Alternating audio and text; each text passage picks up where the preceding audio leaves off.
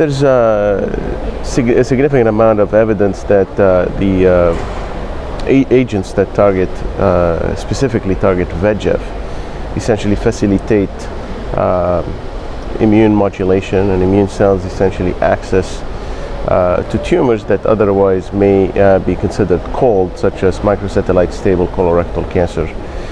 And that combining VEGF inhibitors such as Bevacizumab with PD-1 or PD-L1 inhibitors such as Atezolizumab, that these essentially would have a synergistic effect. And that's been shown in a number of preclinical models and has moved to the clinic. We've seen some really nice activity across multiple malignancies when combining the two, HCC and others.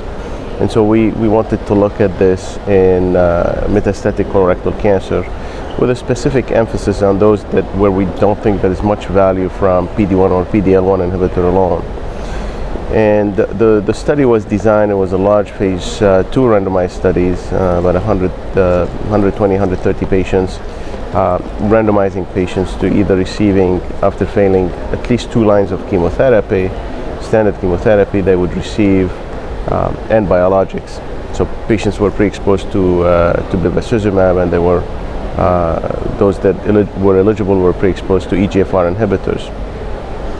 And so these patients were randomized to capecitabine, atezo plus Bev versus capecitabine, Bevacizumab plus placebo. So this was a placebo-controlled phase 2 randomized study, and the primary endpoint of the study was progression-free survival. Since the study was essentially blinded and with a placebo.